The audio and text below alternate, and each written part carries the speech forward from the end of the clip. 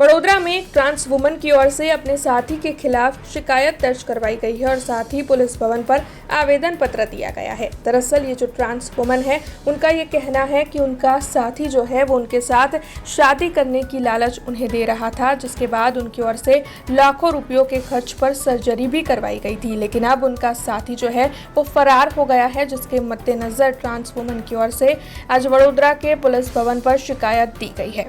मैं एक trans women છું। I was boy before.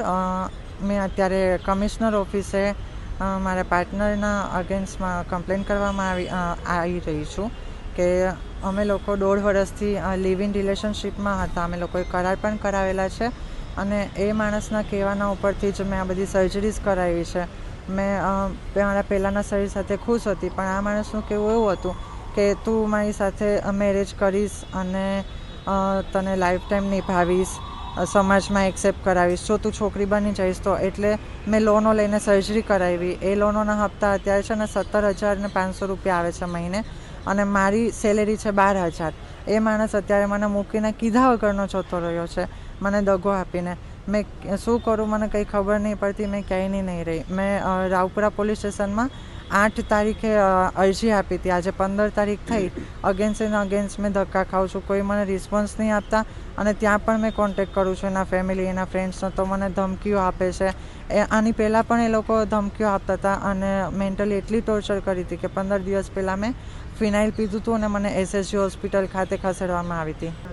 મારી જોડે જે હતો એમનું નામ હાર્દિક સિદ્ધરાજભાઈ મેર, રાજકોટ જિલ્લાના જેતપુર ગામના નવાગઢમાં રામજી મંદિર પાસે રહે છે। અમે 1.5 વર્ષથી અમે લોકો જોડે રહેતા હતા ખારીવાવ રોડ પર મૈત્રી કરાર કરાવીને। મારી માંગ એ જ છે કે મેં એના માટે જે આ સર્જરીઝ કરાવી, મારા ફેમિલીના અગેન્સ્ટ થઈને મને કોઈ સપોર્ટ નથી કરતું।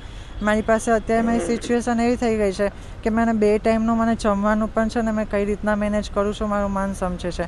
તો માનનીય શ્રી ગૃહમંત્રી સર હર્ષ સંઘવી અને વડોદરાના કમિશનર શ્રી નરસિંહા સર તોમર પાસે મેં એટલી માંગ કરું છું કે મને ન્યાય મળે, પોલીસ તંત્ર થોડું મને મદદ કરે અને જે પણ કાર્યવાહી છે એ જલ્દીથી જલ્દી થાય કે એ લોકોની ગુનાહિત પ્રવૃત્તિ સાથે તો એ લોકો સંકળાયેલા જ છે, ત્યાં પણ એના મિત્ર સર્કલ, અને એ લોકો પૈસાનો ખોફ બતાવી અને બધું દબાવવાનું કરે છે।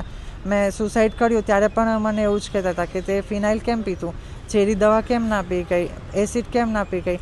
અમારી પાસે ઘણી જમીન છે, 1 વીઘા વેચીને પણ છે ને અમે બધાને ખરીદી લઈશું, ગાંધીનગર સુધી પોલીસને ખરીદી લઈશું। તો મારું કહેવાનું એટલું જ છે કે શું મારી સેક્સ્યુઅલિટી કે મારું જેન્ડર આને પાછળ જવાબદાર છે કે મને ન્યાય નથી મળતો, કે મેં એકલી છું, મારી પાસે કોઈનો સપોર્ટ નથી, એ जवाबदार है। हमसे जुड़े रहने के लिए हमारे YouTube चैनल को सब्सक्राइब करें और नई वीडियो की नोटिफिकेशन के लिए बेल आइकॉन को दबाएं।